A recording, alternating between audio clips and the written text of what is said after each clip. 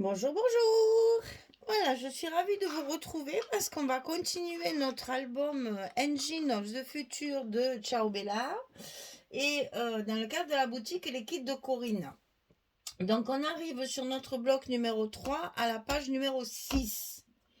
Donc celle-ci aussi, il y a un ordre pour le collage. Attention de ne pas vous tromper parce que sinon, après vous allez être embêté pour fermer votre bloc. Alors donc ici, on va commencer par un petit rabat qui va être collé sur le bas ici. Donc 18 cm sur 15,5 et sur le côté 18 cm, on va plier à 15,5 et à 16. Petit gousset d'un demi-centimètre. Et donc là, n'oubliez pas, il faut marquer votre milieu de bas de page et votre milieu de rabat pour être bien centré. Parce que c'est ce qui va après donner la fermeture à la page.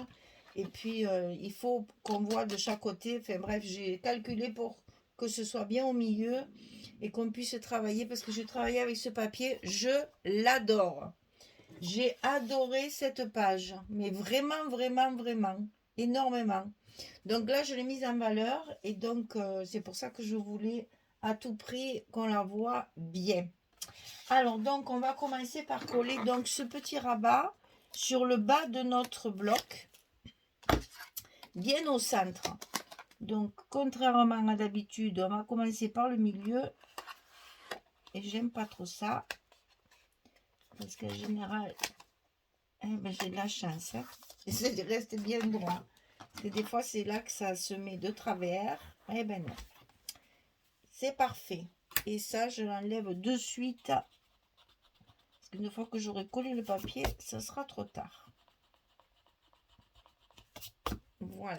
Alors, ensuite, on a un grand rabat sur le haut, comme ceci. Et vous voyez qu'on va voir de chaque côté la pochette. Enfin, il y aura une pochette là. Donc, on va voir de chaque côté, il faut assortir les papiers. Alors, ce grand rabat, il fait 18 cm sur 25. Et du côté 18, on va plier à 15,5 et à 16. 15,5, 16. Donc celui-là, il fait 25, il n'y a pas à calculer, il est collé tout le long. Mais comme c'est une grande longueur, allez-y doucement. Même si vous travaillez à la colle, vous allez voir quand il y a des grandes longueurs comme ça, c'est pas évident. Il faut partir bien droit parce que ça va très très vite de travers. Et après, quand on arrive au bout, on a des fois 2-3 mm de décalage. Donc prenez votre temps. On n'est pas à la tâche. Voilà. Quand on a fini ça, le rabat du haut, le rabat du bas, on va mettre une pochette en bas de notre bloc directement comme ceci. Donc cette pochette, elle fait 29 cm sur 9. Et du côté 29, on va plier à 2 et à 27. Comme ça, on a notre 25 de large. Donc toujours pareil. Notre petit scotch rouge de 6 mm en bas des pochettes. Et sur les côtés, le blanc en 9 mm. Puisqu'on a 2 cm. Les languettes font 2 cm. Le scotch 9 mm, c'est parfait.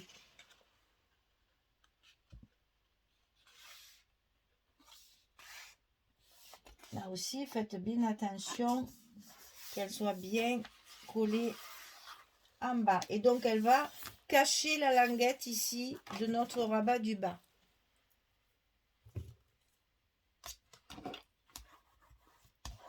Voilà. Donc là, tout est collé. Il reste à mettre la fermeture. Donc, pour la fermeture, j'ai prévu 2 petits aimants que j'ai centrés, enfin que j'ai mis. Oh, j'ai pas trouvé les mots. En fait, là, j'ai marqué là où arrivait mon rabat du haut, puisque c'est le haut qui vient sur le bas. Et donc, j'ai mis ici mes aimants de façon à ce qu'ils soient au bout de ma page. Donc, en marquant ici mon arrivée de rabat, je sais à peu près où je peux mettre mes aimants. Et en même temps, ils sont sur le petit rabat. étant plus petit, il faut faire attention de ne pas mettre les aimants ici, sinon vous allez vous coller sur la pochette et avec l'épaisseur, ça ne fonctionnera pas. Donc là, il faut bien mettre sur le petit rabat, puisque c'est les deux rabats qui ont le gousset et la pochette, elle est dessous. Donc, elle n'est pas à la même hauteur.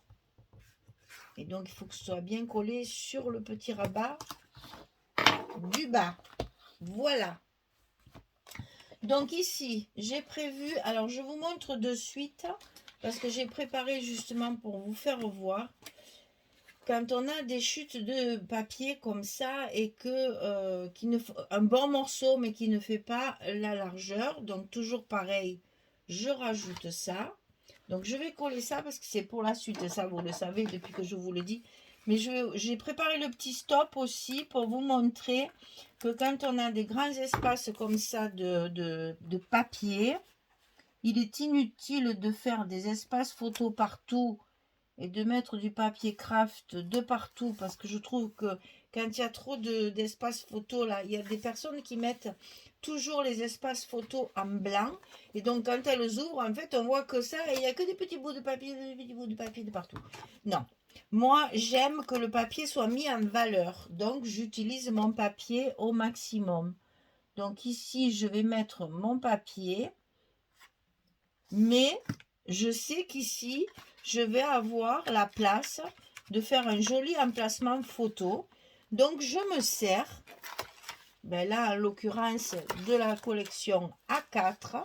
Sinon vous pouvez vous servir de vos chutes de papier pour faire des tags, des images, à vous de combiner pour pouvoir vous servir de vos chutes de papier. J'y vois rien. Quand j'y vois rien, c'est trop loin de moi. Voilà. Donc ici, je complète, bien sûr, par le petit morceau qui, à mon avis, est un peu juste. Non, c'est bon. C'est bon, c'est bon, c'est bon. Ah, il ne veut pas. Non, non. Voilà. Et donc ici, sur cette grande place-là, comme je vois très bien que je vais avoir la place de mettre une carte photo, n'est-ce pas?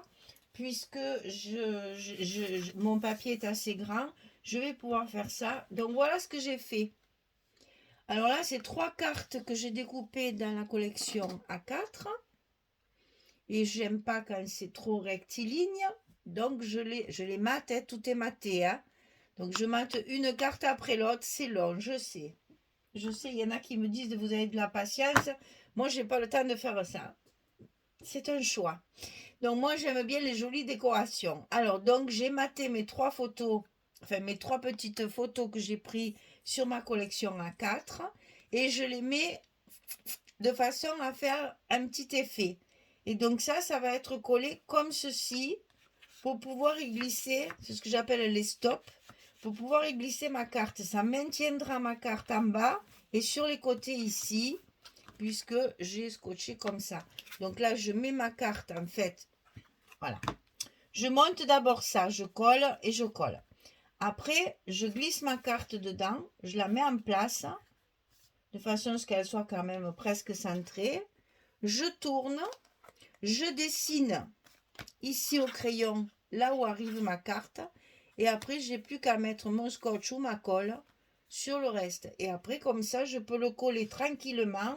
Et quand c'est collé, y insérer ma carte. Si vous travaillez avec de la colle, c'est intéressant parce que si votre colle, elle coule un petit peu hein, sur les côtés ici, quand vous allez enfiler votre carte, elle va rentrer facilement.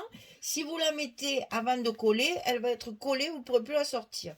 Donc, il est important de marquer l'emplacement de votre carte pour pouvoir faire le collage tranquille sans mettre la carte. Et une fois que c'est collé, que ça a séché, même si votre colle a un petit peu coulé, votre carte, elle rentrera toujours et ne sera pas abîmée. Voilà, c'était pour vous faire voir ça que j'ai préparé le petit stop. Dès que j'ai un emplacement photo, je mets un stop. Donc voilà, écoutez, je continue à coller tous mes papiers et je reviens vers vous dès que j'ai terminé. Allez, à tout de suite. Voilà, la page numéro 6 est terminée. Donc vous voyez que ça s'ouvre comme ceci. Donc là, j'ai collé comment dire, mon stop. Et comme ça, vous voyez, c'est très pratique. Alors, un bon morceau de papier comme ça, génial pour faire une carte. Hein. Ça, c'est une chute en fait. Donc, quand vous coupez vos papiers, pensez à ça aussi. Hein. Si vous voyez qu'il y a une chute, privilégiez une chute qui après pourra servir pour mettre sur une carte. Là, celle-là, franchement, trop bien. Et ça rentre impeccable avec mon stop. Ensuite, ici, un rabat, on peut mettre ici une photo. Il y a tout à fait la place ou d'un côté, ou un paysage, ou un portrait. Vous avez largement la place de mettre une photo. Et ici, dans la pochette, j'en ai mis deux. J'ai fait deux cartes, comme ceci. Donc, vous voyez, 2, 4, 6, 7 photos pour une page de verso. C'est pas mal. Ici, non, parce que je vais faire une décoration, déjà, d'une part. Et d'autre part, vous voyez, la photo, elle dépasse, c'est pas très joli. Même si vous mettez la moitié comme ça, mais ça sera pas très joli. Le mieux, c'est de faire de la déco, parce que ça, la déco, c'est toujours intéressant de la faire. Et voilà cette fameuse page que j'adore, vraiment. C'est vraiment, ça fait très urbain, industriel, voilà, j'adore. Ça me plaît beaucoup, ça. Donc voilà, je l'ai utilisé à l'entier pour pouvoir la mettre en valeur au maximum. Voilà, notre page numéro 6 est terminée. Et bien petit à petit, on s'achemine sur le dernier bloc. Donc pour l'instant, on en a fait 3. Bon, après, il y a un gros travail de décoration par-dessus, puisque c'est du steampunk. Alors allons-y gaiement. Hein. Et puis, je vous ferai la petite vidéo des embellissements métalliques là que je travaille à la wax. Voilà, enfin, des embellissements en papier que je transforme en embellissement métallique. Pour l'instant, on fait la structure et après, on s'occupera de la décoration. Voilà, merci beaucoup. À bientôt. Au revoir tout le monde.